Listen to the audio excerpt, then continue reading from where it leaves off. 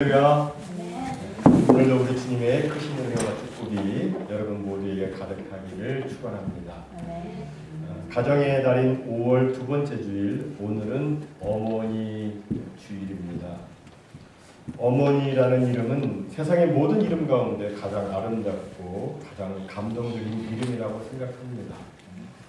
오늘 어머니라 불리면서 어머니로서의 사명을 다하기 위해 열심히 수고하고 계시는 모든 분들에게 주님의 은총이 있기를 바랍니다.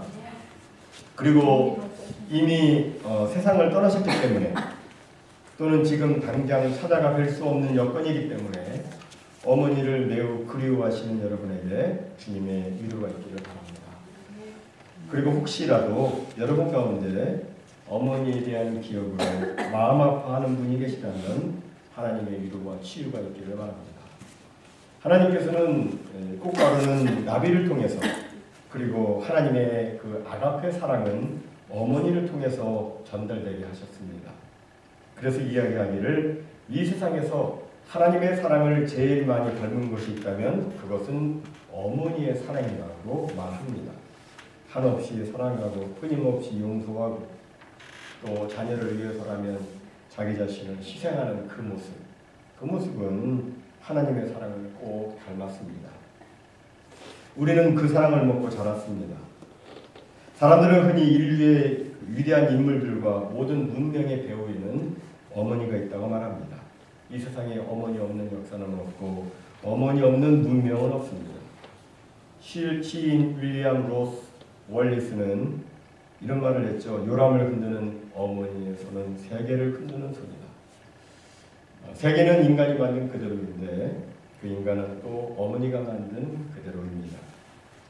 세계 최초로 샴 쌍둥이 분리 수술에 성공하고 많은 의사들이 수술을 포기했던 악성 뇌암 환자 수술을 성공시켜서 아이에게 새로운 삶을 안겨준 의사 존 호킨스 대학병원의 벤 칼슨, 이 박사는 그 디트로이트 빅맨가에서 태어났습니다. 그리고 편모스라에서 자라났습니다. 피부가 늘 검다는 이유로 백인에게 따돌림을 당하고 초등학교 때는 항상 꼴찌를 도맡아 했던 지진아였습니다. 이랬던 아이가 세계 의학계의 거장이 되었는데 어느 날 한 기자가 벤 칼슨에게 물었습니다. 오늘의 당신을 만들어준 것은 무엇입니까? 그때 그는 나의 어머니 쇼냐 칼슨 덕분입니다. 어머니는 내가 늘 꼴찌를 하면서 따돌림을 당할 때도 너는 마음만 먹으면 무엇이든지 할 수 있어. 노력만 하면 할 수 있어. 라는 말을 끊임없이 제게 들려주시면서 제게 격려와 용기를 주셨습니다라고 말했습니다. 패션계의 신예 토리 벌치라고 하는 사람이 있어요. 이분이 그 자신의 인스타그램에다가 어머니 리바와의 추억을 하나씩 떠올리면서 어머니가 자기에게 해주셨던 말들을 하나씩 올리는데 그 말들 가운데 보면 이런 말이 있어요. 어머니가 이런 말을 해줬대요. 부정적인 말은 듣지 말아라. 하나의 문이 닫히면 다른 문이 열린단다. 이런 얘기를 많이 해주신 거예요. 그래가지고 정말 그녀의 인생에 있어서 정말 힘들고 어려운 때가 있었지만 그 어머니의 말씀을 기억하면서 좌절하거나 절망하지 않고 결국에는 여성 패션계의 거장이 되었습니다. 또 빌 게이츠의 어머니 메리는 암투병으로 고생하면서도 아들에게 편지를 보내면서 편지 말미에 이런 말을 덧붙였다고 합니다. 많은 것을 받은 사람에게는 더 많은 의무가 요구된다. 빌 게이츠는 2007년도 하버드 대학에서 연설을 하면서 그 어머니의 그 충고를 나는 성경처럼 받아들였다. 이렇게 이야기를 했습니다. 그래서 학생들한테 그런 얘기를 하는 거예요. 정말 인간은 어머니가 만든 그대로입니다. 사람들은 모두 어머니의 사랑을 먹고 그 영혼을 키우고 왔습니다. 따라서 자신을 이 세상에 존재하게 하고 또한 자신에게 참 사랑을 베풀어 주신 어머니께 감사히 여기며 공경의 마음을 갖는 것은 우리 모두의 당연한 자세요 의무입니다. 신명기 5장 16절에 말씀합니다. 너는 너의 하나님 여호와의 명한 대로 내 부모를 공경하라. 그리하면 너의 하나님 여호와가 내게 준 땅에서 네가 생명이 길고 복을 누리게 해주겠다. 부모를 공경하면 생명이 길고 복을 누린다. 이 축복의 약속은 부모 공경은 당연한 일임에도 불구하고 사람들이 이 핑계 저 핑계를 대면서 부모 공경을 하지를 않으니까 하나님께서 이 부모 공경을 장려하기 위해서 축복을 덤으로 약속해 주시는 것입니다. 정말 부모님을 공경하면 하나님의 축복이 있습니다. 성경에는 그러한 예들이 많이 나오고 있어요. 그럼 우리는 어떻게 부모님을 공경할까요? 첫째로 부모를 귀히 여겨야 됩니다. 종종 뉴스를 보면 자녀가 나이든 부모를 소외시키고 또 젊은 사람이 노인을 막 때리고 학대하는 일, 그런 일들이 종종 뉴스에 나옵니다. 모르는 사람인데 막 지나가는 노인을 막 때리는 거예요. 노인 경시 풍조가 생긴 거예요. 이것은 현대 사회가 가지고 있는 가장 큰 문제 중 하나로 현재 지적되고 있습니다. 노인문제연구소에 따르자면 동양의 노인들, 특히 한국, 일본, 대만, 홍콩, 말레이시아 등 유교 문화권에 속해 있는 지역의 노인들은 1950년도까지만 해도 가정에서 이 노인은 권위 있는 존재로 존경을 받아왔고 자녀에 대한 영향력도 막강했습니다. 그러나 지금은 노인 존중의 기풍이 감퇴되어서 노인들은 고독과 소외감에 시달리며 생계의 위협과 함께 병고로 고통받는 노인들이 날이 갈수록 늘고 있다고 이렇게 기록하고 있습니다. 왜 이런 일들이 생기는가? 그것은 부모를 귀히 여기지 않는 그런 풍토가 만들어졌기 때문입니다. 오래전 종교개혁자 마틴 루터는 부모는 하나님의 대리자이다. 그러므로 우리가 하나님을 존경과 경외로 섬기듯이 하나님의 대리자인 부모도 존경과 경외로 섬겨야 한다고 했습니다. 하나님을 귀히 여기듯이 부모도 귀하게 여기라는 거예요. 오늘 본문 22절 하반절에 보면 너 낳은 아비에게 청종하고 내 늙은 어미를 경히 여기지 말라. 자기를 낳아준 부모가 못 배울 수도 있죠. 무식할 수도 있고 또 뭐 못생길 수도 있어요. 또 가진 것이 없을 수도 있어요. 또 뭐 늙어서 이제 많이 약해질 수도 있어요. 그렇다 할지라도 그 부모를 가볍게 여기지 말라는 거예요. 귀하게 여기라는 거예요. 수년 전 조사 결과 한국의 65세 이상 된 부모님들을 대상으로 노인들이 자녀에게 가장 하기 싫은 말 3가지가 있는데 65세 이상 된 노인들이 자녀들에게 가장 하기 싫은 말 3가지. 첫째는 뭐냐면 아프다는 말. 그 말을 자녀들한테 하고 싶지 않대요. 둘째는 외롭다는 말이에요. 그리고 셋째는 용돈을 달라는 말이라고 합니다. 왜 그렇습니까? 라는 질문에 자녀들이, 자식들이 걱정할까 봐. 아파도 안 아프다고. 외로워도 괜찮아 라고 얘기한다는 거예요. 뭐 필요해도 다 있어 걱정하지 마. 이게 부모 마음이에요. 그런데 그런 부모님의 마음은 알아주지 않고 그런 부모님의 마음은 알아주지 않고 말이죠. 이제 나이 들었으니까 이젠 힘없다고 또는 이제는 뭐 생산성이 없다고 너무 늙어서 뭐 추리하게 보이거나 쓸모없이 보인다고 이렇게 말한다면 이건 효도가 아니죠. 부모를 공경한다는 것은 정말 부모를 귀하게 여기고 부모님에게 걸맞는 예우와 대접을 해드리는 것입니다. 나이 들면 누구나 청기도 사라지고 건강도 없어집니다. 신체적, 정신적 약함이 드러납니다. 그러나 이런 약점들이 있다고 해서 자녀가 부모를, 젊은 사람이 노인을 가볍게 취급하거나 무시하면 안 되는 것입니다. 다음 두 번째로 부모님 공경은 자신의 마음을 부모님에게 드리는 거예요. 오늘 본문 26절에 보니까 내 아들아 네 마음을 내게 주며 이렇게 말씀하잖아요. 부모에게 있어서 부모 자식 간의 마음이 멀어지는 것보다 더 섭섭하고 더 외로운 것이 없다고 합니다. 마음이 멀어진다는 거예요. 그래서 이런 우스갯소리도 있어요. 자식을 낳으면 1촌인데 자식이 대학 가면 4촌이고 자식이 시집장가 가면 8촌이고 자식이 애 낳으면 사돈의 8촌이고 자식이 멀리 이사 가면 동포고 자식이 이민 가면 해외 동포고 멀어지는 것에 대한 섭섭함의 표현이 아닐까요? 얼마 전 들은 이야기인데요. 한국의 어느 신세대 며느리가 시어머니에게 이런 문자를 보냈다고 합니다. 어머님 보세요. 우리는 어머님의 기쁨조가 아니에요. 나이 들면 외로운 게 맞죠. 그리고 그 외로움을 견딜 줄 아는 사람이 성숙한 사람이고요.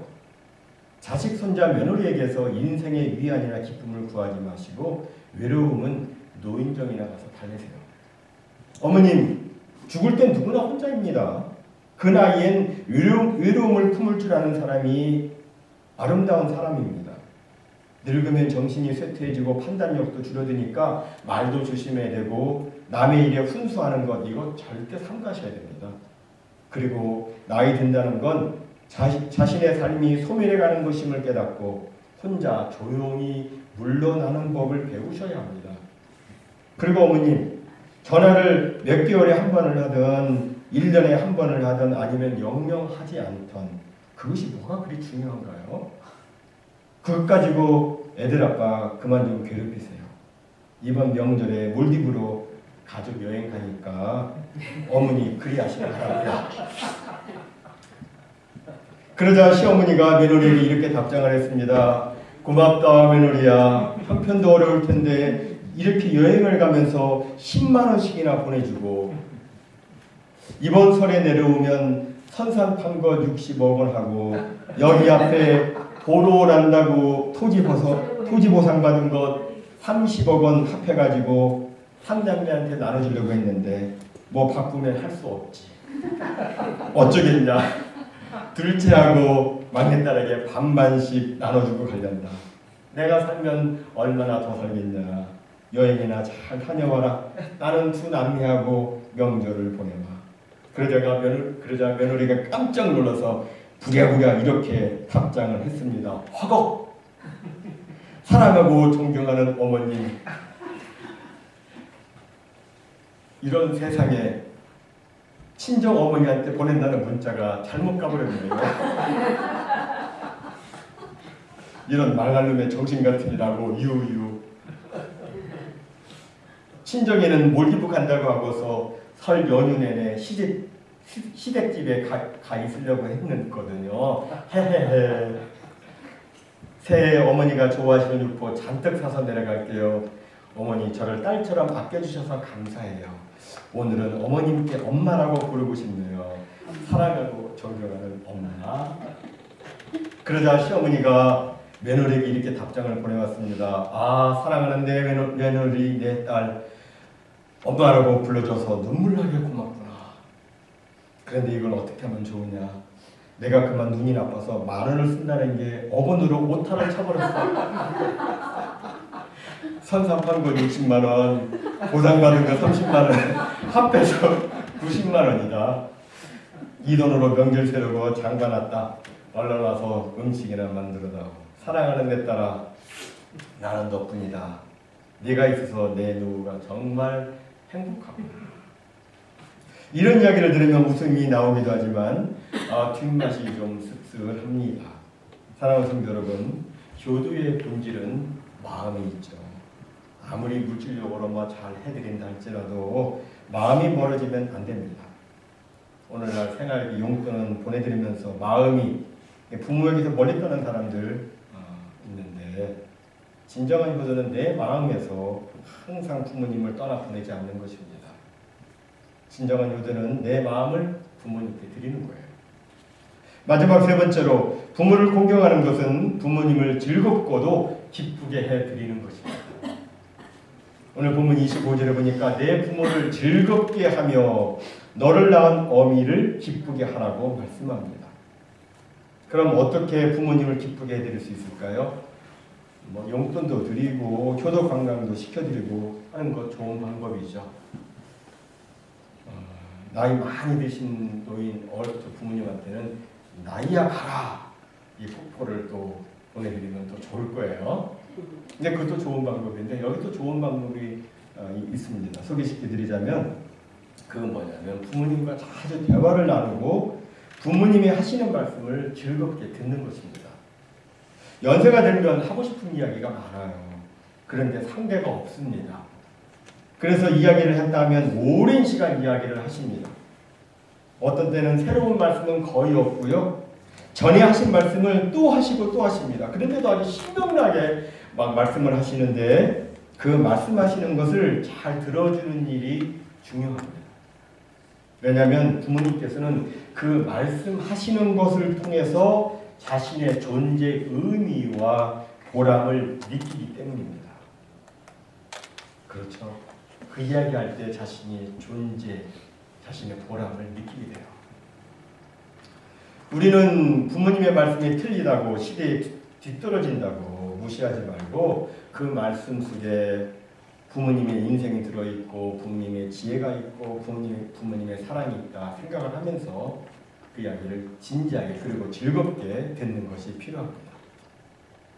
연락을 자주 드리면서 넋두리도 들어주시고 푸념도 들어주시고 하시는 것이 효도의 한 방법입니다. 그리고 또 한 가지 부모님을 공경하는 방법은 부모님의 인생 여정을 인정해드리고 칭찬해드리는 것입니다. 우리 부모님들의 인생 여정을 보면 정말 이루 말할 수 없는 격동의 세월을 보내셨습니다. 그런데 정말 힘들게 사셨어요. 그런데 그렇게 어려운 중에서도 이제껏 꿋꿋하게 살아오셨는데 그런 부모님한테 왜 그렇게 하시냐, 왜 그렇게 살았느냐고 이렇게 하는 것은 지혜롭지 못한 처사예요. 예전에 어떤 분이 자기 애들한테 야 옛날에 한국의 6.25 때는 먹을 것이 없어가지고 쌀이 없어서 못 먹으니까 걔가 하는 말이 라면 끓여 먹으면 되잖아요 이렇게 얘기를 했다고 그러는데 뭐 그 시기는 그러지 못했죠. 진짜 먹을 것이 없고 격동의 세월이죠. 힘든 그런 세월 속에서 정말 부모님들은 최선을 다한 거예요. 그러니까 인정해 드려야 돼요. 다 인생 살면서 잘못 없는 사람 없잖아요. 다 실수하고 그랬지만 그래도 자녀들은 부모님을 인정해 드리는 게 중요해요. 우리가 성경에 보면 노아라고 하는 사람을 보게 됩니다.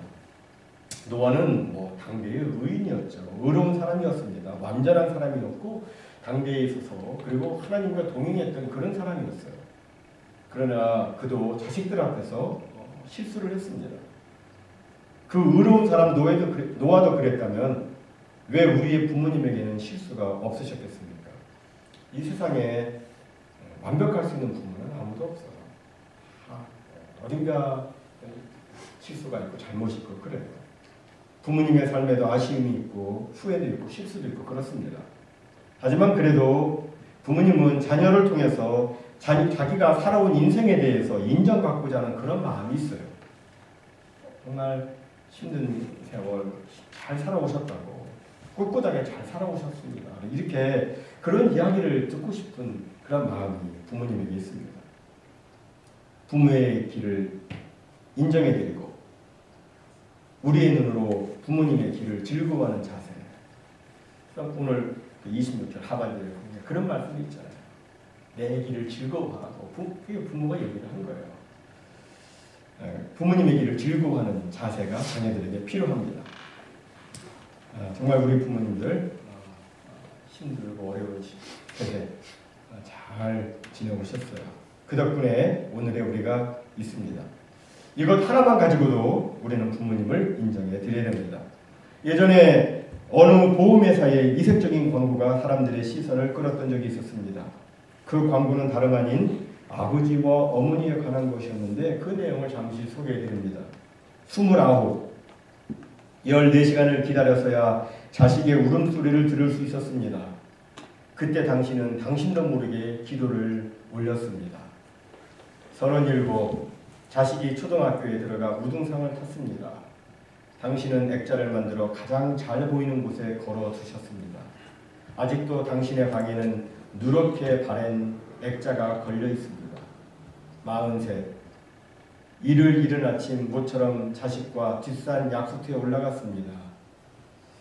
이웃 사람들은 자식이 아버지를 닮았다며 인사를 건넸습니다.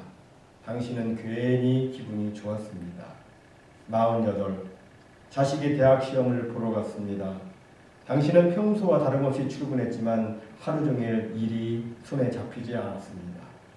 53. 자식이 첫 월급을 타서 네일을 사왔습니다. 당신은 쓸데없이 돈을 쓴다고 나무랐지만 밤이 늦도록 그 네일을 입어보고 또 입어봤습니다. 61. 딸이 시집을 가는 날이었습니다. 딸은 도둑 같은 사위 얼굴을 쳐다보며 한박 웃음을 피웠습니다. 당신은 나이 들고서 처음으로 눈시울이 붉어졌습니다. 오직 하나, 자식 잘되기만을 바라며 살아온 한평생. 하지만 이제는 희끗희끗한 머리로 남으신 당신. 우리는 당신을 아버지라 부릅니다. 그리고 21. 당신은 고개를 2개 넘어 얼굴도 본 적이 없는 김씨댁의 큰 아들에게 시집을 왔습니다. 26. 시집 온 지 5년 만에 자식을 낳았습니다. 당신은 그제서야 시댁 어르신들한테 며느리 대접을 받았습니다. 32. 자식이 밤늦게 급체를 앓았습니다. 당신은 자식을 얻고 읍내병원까지 20리를 달렸습니다. 40. 그의 겨울은 유난히 추웠습니다. 당신은 자식이 학교에서 돌아올 무렵이면 자신의 외투를 입고 동구 밖으로 나갔습니다. 그리고 자식에게 당신의 체온으로 덮여진 외투를 입혀주었습니다. 52. 자식이 결혼한 여자라고 집으로 데려왔습니다. 당신은 분칠한 얼굴이 싫었지만 자식이 좋다니까 당신도 좋다고 하셨습니다. 60. 환갑이라고 자식이 모처럼 돈을 보냈습니다. 당신은 그 돈으로 자식의 보약을 지었습니다. 65. 자식 내외가 바쁘다며 명절에 고향에 못 내려온다고 했습니다. 당신은 동네 사람들에게 아들이 바빠서 아침 일찍 올라갔다며 당신 평생 처음으로 거짓말을 했습니다. 오직 하나, 자식 잘 되기만을 바라며 살아온 한평생. 하지만 이제는 깊게 주름진 얼굴로 남으신 당신. 우리는 당신을 어머니라 부릅니다. 많은 사람들이 이 광고를 보며 울었다고 합니다. 왜냐하면 그 광고는 바로 오늘 우리 어머니와 아버지의 자화상이기 때문입니다. 우리는 이 광고를 통해서 우리 어머니와 아버지의 인생 여정을 볼 수가 있습니다. 그 어려움 중에도 우리를 얼마나 사랑했는지를 우리는 느낄 수가 있습니다. 여러분, 우리 부모님의 인생 여정 우리는 인정해 드려야 돼요. 그리고 감사히 여겨야 됩니다. 이제 말씀을 마치도록 합니다. 사랑하는 성도 여러분, 오늘 어머니 주일을 맞아서 부모님 공경에 대한 우리 말씀 들었습니다. 오늘 들은 말씀처럼 부모님을 귀히 여기며 부모님을 기쁘게 해드리며 또한 마음을 부모님에게 드리고 부모님의 인생 여정을 인정해드리고 수고하셨다고 이렇게 칭찬할 수 있고 또 감사하는 우리가 되기를 바랍니다. 우리가 정말 부모님에게 기쁨과 즐거움이 됐으면 좋겠어요. 이렇게 우리가 하면 우리 자녀들도 그걸 보겠죠. 그걸 똑같이 배웁니다. 그래서 나중에 훗날의 자녀들도 우리에게 기쁨과 즐거움이 될 것입니다. 정말 우리 모든 가족이 하늘의 복도 받고 땅에서도 잘 되고 장수하는 그 축복, 하나님께서 약속해 주신 부모 공경을 했을 때에 그런 복을 주시겠다고 약속해 주셨는데 그런 복을 다 받는 귀한 날 다 받으시기를 주님 이름으로 축원해 드립니다.